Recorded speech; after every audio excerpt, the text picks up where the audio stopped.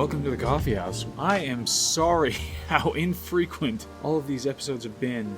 This will be the busiest, most important year of my life, and possibly in the life of the Republic. This is, however, a Game of Thrones book discussion, so we already talked about the book, we read the book, and now we're doing a discussion.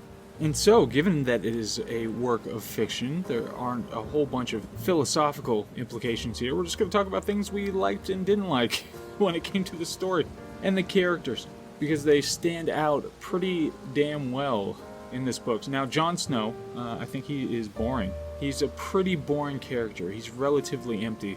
You know, he's a bastard, so he's got that little chip on his shoulder. But otherwise, he's just moral, and he fights good, helps out the chubby guy. I mean, there's not a whole lot that he has going on. And his story, it goes from Winterfell to the Night's Watch. He tries to flee the Night's Watch at some point, but is convinced to go back, and that's all we've had so far. It's funny, because this book was a lot of pages, but not actually a whole lot really happened, which is kind of good, honestly, because we got a lot of dialogue that dove into a lot of characters. But Jon Snow was just, he's kind of a boring character. Then you've got Sansa and Arya. I think I like Arya better in the show, honestly. Maybe because her face is so interesting. What's her name? Maisie something or something like that? She's got a unique face, unique look to her. So I think it added something to the character. But in the actual book, I didn't like her as much. Like, there wasn't as much to her. I mean, sure, she's the tomboy, and she's going to do some fancy things as we go along, but at this point, I'm not all that interested in her. And Sansa, I'm a little more interested in Sansa, honestly, because she really is towing some kind of a crazy line here. There's really something to be said for a character that's just totally wedded, I mean literally and figuratively, to the people who murdered her father. So she has to work with that, and she kind of has this... I can't wait to see what actually happens, you know, in the final book when it comes to all these people, but for Sansa, it's really just taking a beating for a while before she gets to come out of it. And I don't know where the split is. I don't know if any of that's actually in the books themselves or that was added. And don't take this as praise for the actual showrunners when they went off book, because they are absolutely horrendous. But it would be a nice arc for Sansa, because she's really stuck in this thing, you know, and she is having to deal with the fact that she's allied herself with her father's murderers, and then there's all this war stuff going on, and she's just such a passive character at this point. You know, she tries to stand up kind of meekly for her father until that doesn't work out, and then she's crushed by it. And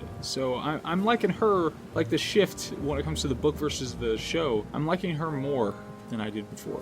Then you've got the Lannisters. Of course, Jaime Lannister you don't see much of, honestly. He doesn't do much. I think we get kind of a major introduction to him in a later book. Because obviously he goes to Winterfell and you have the situation with Bran or whatever, but I think the biggest introduction is a scene that comes later. You know, he gets into a couple of fights in this or whatever, but...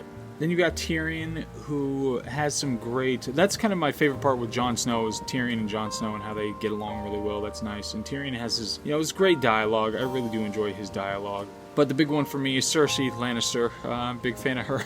It might just be Lena Headey, because she is gorgeous. I'm a big fan of Lena Headey. And Cersei Lannister herself, I mean, she's such a wily, all-in character. She is really playing the game and playing it for broke. And she does have to weigh these things like her nutty son, which I love that, that her son is a product of incest. It makes so much sense. But she has to weigh that nutty son against her own thirst for power and everything she has going on. I just really like her. Of course, I mean, if our relationship was ever going to take off, then I'd have to have a, stern talking to with her about the whole incest thing. But still, I think we could get over it. So throughout much of it, she's just got these limited fits, and then she gets to talk to Ned, at that one point where she really gets to reveal her cleverness, just quality. And then Dany, I really like Dany as a character. Daenerys, I think she is pretty fantastic. It's pretty great that, and I don't know if this is part of, because Sansa and Dany have similar situations early on. Obviously, they respond to it very differently, but to have Daenerys go through what she goes through and the arc that she has, I mean, obviously she has, what's his name, Count Drogo or something like that? Drago or whatever. But that character is the mute and powerful guy, you know, that you don't really have to listen to, which is kind of the female fantasy, I'm sure. And the corollary of that, obviously, is the male fantasy of the woman who's mute and just makes sandwiches. But he's mostly just a repository for what Daenerys is going to be. So he's this big, strong thing who is incredibly capable, you know, at fighting and all that, and he is taken down by the wound festering or whatever over a lengthy amount of time. And Daenerys has to figure out how to wield power without being what he was. So that's a whole different thing. I love the part of the story that she has the heir, you know, and is supposed to be giving birth to this thing, but then, like, sacrifices it to try to bring Drogo back or whatever, and it turns out to be a little trick. But it's just a great thing. I remember when it first started out, when I first started reading the book, I was already thinking about how great that turn is. That all of those things around her that are supposed to be kind of the lightning rods of the power, those things have to die out so she can step up. And I really enjoy that about her character and her getting there. And her having that secondary character, I never remember his actual name. I get him mixed up with the other people in this, but I think it's Jorah. Is it Jorah? But to have that support character and how they get along with each other, and he helps her and she learns quickly and all that stuff, I really enjoy that part of it too. I think that's an excellent little balance there. And then the conflict with her brother, it was a bit contrived how it all came to a head, but it was great having that conflict with them and how she's slowly realizing that she has authority in this situation. I really like that. Really good stuff. My favorite one in the books, though, is Littlefinger. He's so awesome. So awesome. Always talking in these little sly, dickish riddles, which are just fun to listen to. So you never really know who he's playing at the moment, but you can assume he's playing everybody. And then for him to be the one who did the shiftiness to take Ned out. And I love it because Ned is just true to character. You know, when he believes that a contract is going to be what settles it between him and the Lannisters, and that Littlefinger has his back or whatever, those things just make sense for Ned as a character. But Littlefinger being the one and Littlefinger doing all his shady stuff, it's just great. Just great to watch. So Daenerys and Littlefinger, love watching those guys. And then you just got this sprawling world that's a lot of fun to be a part of.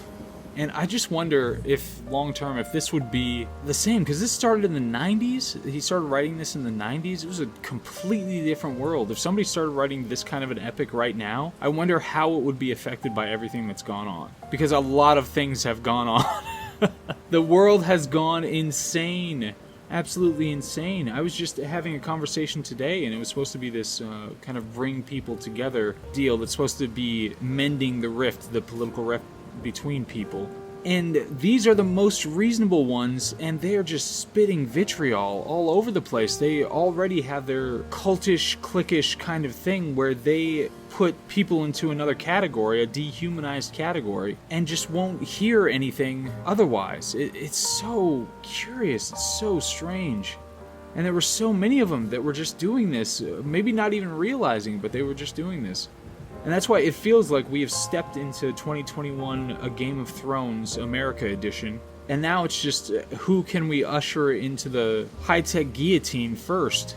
So obviously we have to pull out of this. We have to pull out of this nosedive, and we have to do it while we have all the worst elements in the world coming at us from every direction. So hopefully we can do it. What do I mean, hopefully? Obviously, we have to do it, period.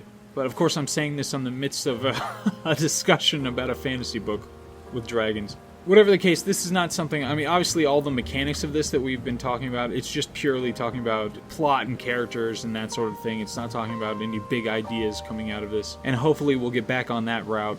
But the book I've got right now is a hefty one, so I'm making my way through it. The one that's fiction, the non-fiction ones, just speeding right through those, so I'll have a couple of those coming up pretty quickly.